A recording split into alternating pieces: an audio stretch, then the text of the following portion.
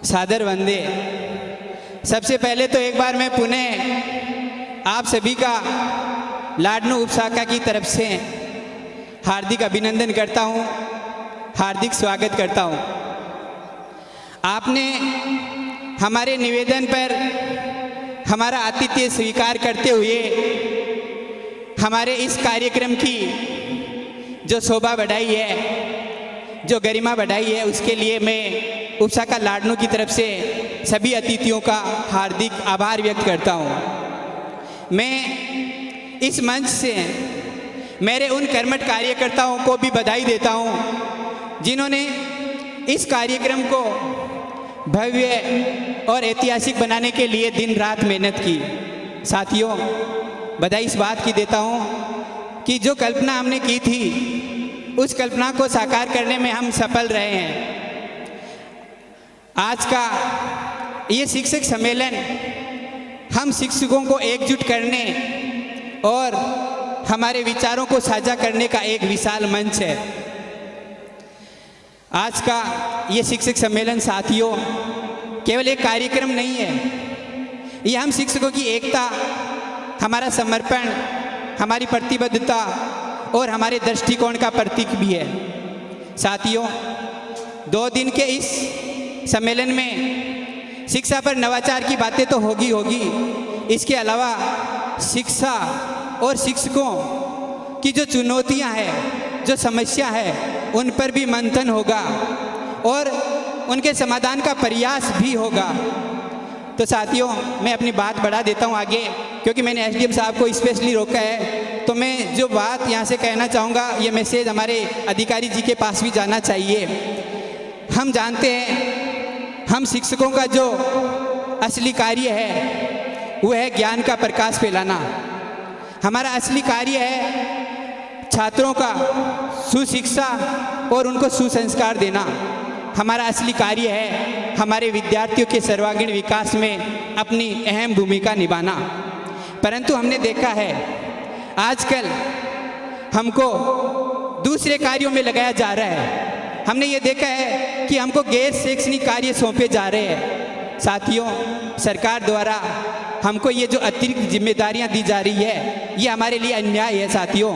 और ये केवल अन्याय नहीं है साथियों, इससे हमारी जो कर्तव्य निष्ठा है उस पर तो बाधा पहुंचती है, साथ में हमारे विद्यार्थियों का भविष्य भी प्रभावित हो रहा है साथियों।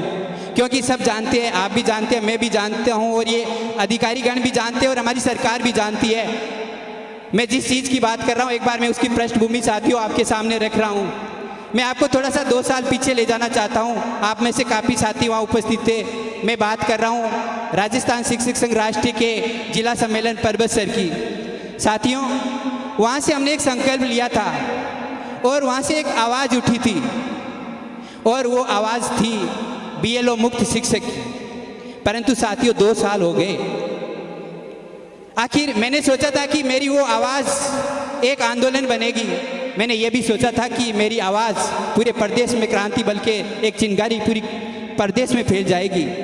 लेकिन साथियों, 2 साल हो गए। एक सवाल मेरे मन में बार बार उठता है कि वो आवाज़ आंदोलन क्यों नहीं बनी। ये सवाल मैं अपने आप से बार बार पूछता हूँ। मेरे दिल और दिमाग में ये सवाल गूंजता रहता है और आज मौका है, ये मौका मैं खोना नहीं चाहता हूँ। ये सवाल मैं अपने जिलाध्यक्ष जी से भी पूछना चाहता हूँ और ये सवाल मैं अपने जो संरक्षक है राजस्थान शिक्षक संघ राष्ट्रीय के, मैं उनसे भी ये सवाल पूछना चाहता हूँ। और साथियों, मेरे सामने बैठे आप सैकड़ों साथियों से भी मैं ये सवाल पूछना चाहता हूँ कि वो आवाज़ आखिर आंदोलन क्यों नहीं बनी। साथियों, मैं अंदाज़ा लगा लूँ आपके उत्तर की।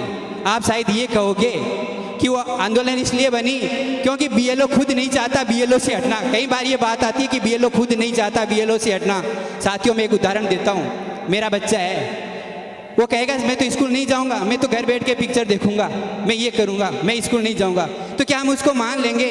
मैं कहना ये चाहता हूँ और यहाँ जो मंचासीन अतिथियों को भी मैं ये बता देना चाहता हूँ कि हम राजस्थान शिक्षक संघ राष्ट्रीय के कार्यकर्ता है ना सर, हम राष्ट्रीय हित की सोचते हैं। तो हम जब राष्ट्रीय हित की सोचते हैं तो ये छोटी छोटी बातों पर हम क्यों ध्यान दे रहे हैं। तो साथियों, मैं ये कह रहा हूँ कि हमको हमको एकदम सीना तान कर कहना चाहिए कि हम राजस्थान शिक्षक संघ राष्ट्र के कार्यकर्ता है और हम किसी भी हालत में विद्यालयों की पढ़ाई बाधित नहीं होने देंगे, हम किसी भी हालत में अपने बच्चों का भविष्य बर्बाद नहीं होने देंगे। तो साथियों, ये तो जवाब था आपका कि बीएलओ खुद नहीं बनना चाहता। मेरा जवाब क्या है वो सुन लीजिए। कैलाश जी आप भी सुन लीजिए, थोड़ा सा कड़वा जरूर है पर आप सुन लीजिए। मेरा जवाब ये है कि हमने एकजुट होकर मन से कोशिश नहीं करी। हम बहुत बड़ी संख्या में हैं पर हमने एकजुट होकर इस बीएलओ कार्य को हमने विरोध करने के लिए मन से कोशिश नहीं करी। कोशिश शब्द आ गया साथियों तो मुझे चंद पंक्तियां याद आ रही है। मंजिल मिले या ना मिले ये तो मुकद्दर की बात है, मंजिल मिले या ना मिले ये तो मुकद्दर की बात है, हम कोशिश ही ना करें ये गलत बात है। साथियों, आज यहाँ से आपको एक संकल्प लेना होगा। मैं ये कह रहा हूँ कि हमको एक बड़ी क्रांति करनी होगी साथियों। हमको क्रांति अपने बच्चों के लिए करनी होगी, अपने खुद के लिए नहीं, उनके भविष्य के लिए हमको क्रांति करनी होगी साथियों। जो संकल्प हमने लिया था वो हमारा अधूरा रह गया, कोई बात नहीं, लेकिन आज लाडनू से हमको ये संकल्प लेना है कि कभी भी मैं एसडीएम साहब और उस चुनौती के लिए मैं ये चंद पंक्तियों के साथ आपको ले जाना चाहता हूँ।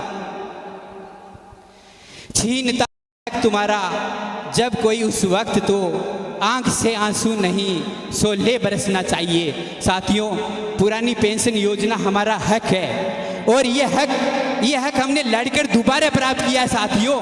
पुरानी पेंशन योजना का जो हक हमने दोबारा प्राप्त किया है। पर मैं आपको बता दूं, जब से ये यूपीएस नाम आया है ना, तब से मैं आपको बता दूं हमारे ओपीएस पर एक खतरा मंडराने लग गया साथियों। तो साथियों, मैं ये कहना चाहता हूं आपसे कि आपको बिल्कुल सतर्क रहना है साथियों। कभी भी हमारी ओपीएस पर खतरा हो सकता है साथियों।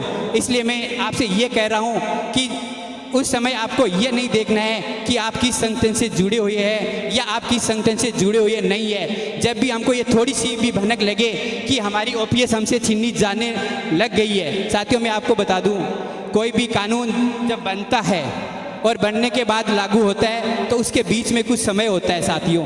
पर कोई कानून है, बुरा कानून है सपोज कर लो, और समय मिला वो लागू हो गए और हम ये सोच रहे हैं कि वो लागू होएगा तो हम विरोध करेंगे, फिर कुछ भी होने वाला साथियों नहीं है। इसलिए मैं ये कह रहा हूँ कि अगर हमको थोड़ी सीख भी भनक मिले कि हमारी सरकार हमसे ओपीएस छीनने जा रही है, हमारी सरकार ओपीएस की जगह यूपीएस लागू करने जा रही है, तो साथियों कूद पड़ना है। मैं कह रहा हूँ आग लगा देनी है साथियों। और आग से मेरे को दुष्यंत कुमार की पंक्तियाँ याद आ गई है साथियों, जो मैंने 2018 में एक आंदोलन हुआ था और पूरे प्रदेश क्या पूरे देश में चिंगारी फैल गई थी। और ये दुष्यंत कुमार की पंक्तियाँ ये है, मेरे सीने में नहीं तो तेरे सीने में ही सही, मेरे सीने में नहीं तो तेरे सीने में ही सही, हो कहीं भी आग लेकिन आग लगनी चाहिए। साथियों मैं तो ये कह रहा हूँ पूरे प्रदेश में क्रांति फैलनी चाहिए। अभी हमको कोई क्रांति फैलानी नहीं है, पर साथियों जब आपको थोड़ी सी भी भनक लगे तो हमको पूरे प्रदेश में क्रांति फैला देनी है। मैं गारंटी देता हूँ कि कोई भी सरकार किसी भी हालत में ओपीएस को नहीं हटा सकती। साथ ये कह रहा हूँ, एक चीज़ मैं आपको और बता दूं साथियों, ओपीएस के बारे में कभी भी समझौता नहीं करना है। हमको सिर्फ एक ही मांग रखनी है, ओनली फॉर ओपीएस। ये चीज़ आज से आप अपने दिल और दिमाग में साथियों रखना। और शायद मैंने अब कुछ ज़्यादा बोल दिया है तो मैं इस बात को यही विराम देते हुए एक बार पुनः मंचासीन अतिथियों का बहुत बहुत अभिनंदन करता हूँ, बहुत बहुत आभार करता हूँ। धन्यवाद।